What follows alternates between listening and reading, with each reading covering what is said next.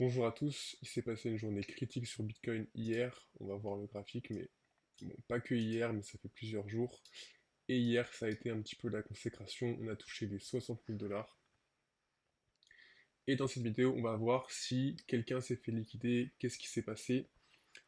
Mais juste avant ça, moi c'est le plombier de la finance, je fais principalement du liquidity providing, c'est-à-dire que je vais fournir de la liquidité sur les marchés, je vais percevoir des frais, et c'est ma stratégie DeFi principale. Ensuite, je prends mes profits et soit j'achète des cryptos, moi c'est comme ça que je refile régulièrement grâce à mes stratégies DeFi, ou soit je les place sur des protocoles comme Aave, Euler, Fluid, etc. Je base donc toute ma stratégie sur la volatilité, et là je suis assez content de ce qui s'est passé, surtout que j'ai un peu update sur ma stratégie et je pensais pas que ça allait descendre aussi bas. Là, pour l'instant, j'attends que ça remonte. Mais du coup, j'ai gagné une tonne de frais. J'explique tout sur mon Twitter. J'ai fait quelques vidéos ici aussi, mais je suis beaucoup plus actif sur Twitter. Donc je t'invite à me suivre là-bas, le lien est dans la description. Maintenant sur Bitcoin, c'est assez fou ce qui s'est passé. C'était peut-être un des pires dumps depuis FTX. Alors, on va passer comme ça. Et tout ça, ça a commencé à partir du 10 octobre, donc 20 milliards de liquidation sur les cryptos, c'était du jamais vu. On peut voir les cryptos qui ont pris super cher. Ça se demandait si Trump a apporté quoi que ce soit à la crypto. On a pris moins 50%. Et aujourd'hui, si on regarde le prix du Bitcoin, on est revenu à peu près au niveau ou quand il s'est fait hier. Je crois que ça devait être, voilà, ça devait être vers le 10 novembre, un truc comme ça, 5 novembre peut-être. Et bah, on est carrément en dessous. Mais qu'est-ce qui fait que le Bitcoin crache aussi soudainement? Beaucoup se demandent si les fondamentaux ont changé. Et il se trouve que oui, depuis le 10 octobre, on voit que, avant le 10 octobre, le Bitcoin était corrélé au Global M2. Donc Global M2, c'est la liquidité globale sur les marchés, donc sur tous les marchés confondus. Et il se trouve que Bitcoin était plus ou moins corrélé. On commence à avoir une petite décorrélation et enfin Bitcoin stagne pendant que le M2 augmente. Donc là, c'était déjà un petit peu bizarre, c'est vrai.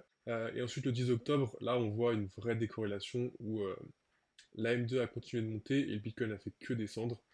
Donc le 10 octobre a quand même fait un fort impact sur le marché et l'a peut-être décorrélé de tous les autres actifs. Quoi, peut-être des problèmes structurels qui sont nés à partir de ça, la liquidité qui a commencé à changer, les acteurs qui ont commencé à changer, le marché était plus le même en fait. On peut aussi remarquer, donc si on met le graphique du Bitcoin et qu'on superpose, bon, pas besoin de faire ça, mais voilà, on voit le Bitcoin a commencé à dump le 29 janvier, et ça correspond à peu près, on va voir pourquoi c'est important, au dump de l'or et du silver, enfin des métaux en général. 29 janvier, ils marquent leur top, donc c'est vrai pour l'or, c'est vrai pour le silver. Ensuite, ça a été l'hécatombe, et si on veut, on peut peut-être mettre les trois graphiques ensemble.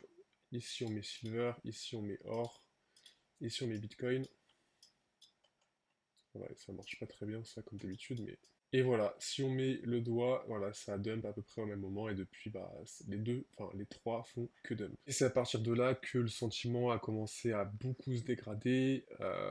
Le Fear and Greed Index, on peut aller voir, moi je préfère celui-là, mais il est à 9. Je crois que ce matin il était, non, sur CoinMarketCap il est à 5.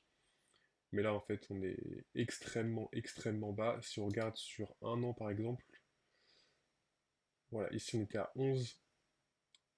Ça revient à des niveaux de novembre 2025 ou de février 2025, donc à peu près euh, un peu au début des tarifs. Donc en termes de Fear and Greed, on est quand même plus proche d'un bottom que d'un top, ça c'est sûr. Après, ça veut pas dire grand-chose, même si on est proche d'un bottom en termes de sentiment ou même en termes de, de date ou de durée, le prix il peut toujours faire un autre moins 50% en quelques jours. C'est pas impossible, un petit problème structurel, plusieurs gros acteurs, des cascades de liquidation, c'est possible, faut garder ça en tête, même si voilà, le bottom est quand même plus proche qu'il y a une semaine. En termes de sentiments, il y a aussi un truc qui est assez marrant, comme quoi personne n'est immune, mais Kyle Samani, donc le CEO de Multicoin Capital, donc un des plus gros VC de l'écosystème, a décidé de se retirer des cryptos et de partir plutôt sur l'IA. Voilà, c'était un gros investisseur dans Solana au tout début. Il dit qu'il croit encore en Zama, donc une crypto qui permet à des applications de s'exécuter dans des environnements privés, donc en respectant la vie privée de manière, enfin par défaut.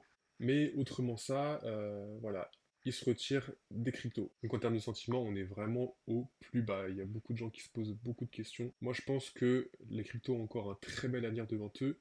Il faudrait juste qu'elles se mettent à se transformer plus comme des vrais business qui ont des stratégies long terme, qui font des profits, qui ont du cash flow, qui réinvestissent ces cash flows, qui redistribuent ces cash flows et qui opèrent comme des vraies entreprises et pas juste comme des projets qui, voilà, qui font du buyback à 100%, qui réinvestissent rien et qui sont là juste pour un cycle et après qui disparaissent.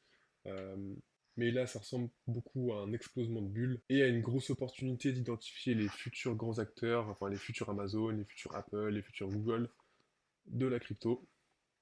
Je pense qu'on est plus à ce moment-là et que c'est pas du tout le moment de quitter. Mais voilà, je comprends après que pour quelqu'un qui est vraiment à la limite de l'innovation, qui aime beaucoup tout ce qui est nouveau et qui est pas trop intéressé par ce qui est déjà établi et ce qui a déjà fait sa place, euh, bah voilà, c'est peut-être, il préfère être là où il y a énormément d'opportunités et où il y a énormément d'inconnus. Je pense que les inconnus se réduisent sur la crypto et voilà, ça devient un autre marché. Ce qui a été aussi très impressionnant, c'est le drainage de la liquidité, et ça, je vais vous ressortir un tweet du CEO de Wintermute. Donc en gros, hier, le CEO de Wintermute dit que son desk OTC n'a bientôt plus de dollars. Donc un desk OTC, ça va être un bureau qui va organiser des achats et des ventes en dehors du marché. Donc souvent, c'est pour des gros achats ou des grosses ventes qui ne sont pas possibles à faire sur le marché. Et c'est donc deux acteurs qui veulent échanger un gros montant, qui se mettent d'accord sur un prix et qui se font l'échange enfin, de pair à pair. Et donc souvent, il va y avoir des brokers qui vont organiser ça, qui vont gérer l'inventaire. Et bah là, en fait, les gens ont tellement vendu de Bitcoin qu'eux, ils ont dû donner tous leurs dollars. Et en fait, ils se retrouvent avec beaucoup de dollars et... pardon, avec beaucoup de Bitcoin et très peu de dollars. Et donc, ça montre juste un gros exit de la part de grosses baleines. Même sur les exchanges, les bitcoins qui font que descendre et on voit une grosse accélération quand même bah, un peu avant le 10 octobre, mais voilà, plus ça avance et plus ça descend très très bas. En fait, je pense que le 10 octobre a fait très mal à tous les market makers. Ça a surtout impacté les altcoins qui se sont fait repricer juste parce qu'elles étaient trop hautes, leur market cap était trop haut comparé à la liquidité disponible. Donc ce qui fait que dès que quelqu'un veut vendre, le prix baisse et forcément voilà, ça touche les fondamentaux. Et bah c'est aussi vrai sur Bitcoin. Et là en tout cas on assiste à un gros retrait des liquidités. Ce qui fait que dès que quelqu'un veut vendre, ça fait baisser, ça déclenche des liquidations, ce qui refait vendre, ce qui redéclenche des liquidations et qui fait juste une cascade de liquidations. Et ça c'est structurel au marché, ça a été déclenché par le 10 octobre. Et peut-être que là on arrive à un point critique. Parce qu'en termes de liquidation, bah là on est sur un des plus gros niveaux jamais atteints. Alors évidemment le 10 octobre est gigantesque, mais voilà, quand même plus on avance, plus on voit que les liquidations sont grosses, mais là c'est quand même non négligeable par rapport à ce qui s'est passé dernièrement. C'est une des pires journées en termes de performance, on est dans le haut du panier. Donc combien de temps ça va durer? C'est une très bonne question, mais bon là on a quand même fait un beau V-bottom, à voir si ça va tenir. Mais moi en tout cas j'aime bien cette structure, on a touché pile les 60 000, on a retracé toute la baisse, alors là je suis en 1 minute, mais vraiment grosse baisse typique d'un excès, et on reprend, enfin vraiment typique d'un excès qu'on on reprend toute la baisse. J'avais même posté un tweet sur, bah, c'est comme ça en général que se font les V-bottom, donc très intéressant, et là voilà, on remonte un peu, enfin là je pense qu'on va, si c'est vraiment un V-bottom, on va pas laisser de chance aux acheteurs de se positionner. On va pas faire trop de pullback, enfin comme au Covid en fait. Alors, si c'est un vrai V-bottom, à voir, mais pendant le Covid, c'est comme ça que ça s'est passé, et en fait, ça a juste... Après, ça fait... Hop, il y avait très peu de pullback, en fait. Ici, en fait, si tu rentres, je sais pas si vous avez vécu ça, mais si tu rentres ici, quand même, il faut des grosses balls, parce que, bah, en fait, t'as peur que ça redescende vers ces niveaux-là, en fait. Donc, c'est très très dur de rentrer. Sur un V-bottom comme ça, c'est très très dur après un événement aussi traumatisant. À voir. En fait, les deux scénarios possibles que je vois, c'est soit on fait un V-bottom comme le Covid, soit on fait plutôt comme ici. Voilà, on latéralise beaucoup, on met beaucoup de temps à former un bottom, on fait très peur à tous les holders, et après, bim, tout d'un coup, on se met à repartir. Mais ce serait une très lente phase de latéralisation. Et on en arrive à ce qui s'est passé vraiment. Pourquoi est-ce qu'il y a eu une si grosse baisse tout d'un coup? Qu'est-ce qui s'est passé? Est-ce que c'est juste des gens qui vendaient? Est-ce que c'est à cause du FUD? Est-ce que quelqu'un s'est fait liquider? Et là, je regardais les cours en direct quand ça se passait et j'ai trouvé ça vraiment très très bizarre. C'est pour ça qu'en plein dans le dump, je me suis mis à... Enfin, regardez ce qui s'est passé. Des petites ventes, euh, bah, c'est assez constant en fait. Voilà, de temps en temps, tu as soit un mec qui TB son short, soit un mec qui achète. Mais grosso modo, c'est très très constant. Ici, pareil. Ici, pareil. Ce moment, je me suis dit, c'est un bot qui exécute des ordres à la chaîne dans des très petits intervalles parce qu'il est obligé de vendre beaucoup, mais il n'a pas le choix. Il peut pas tout vendre d'un coup, sinon ça fait une grosse mèche et il vend un gros discount. Donc il est obligé de vendre plein de petites sommes, enfin petites sommes entre guillemets, pour voilà, que les gens puissent acheter, puissent encaisser la liquidité, que ça se fasse pas d'un coup. Et il se trouve que j'étais pas du tout le seul à penser ça. Il y a eu plusieurs threads sur justement le fait que le gold, le silver est pris si cher que ça ait fait des margin calls. Il y a de plus en plus de rumeurs qui sortent sur ça.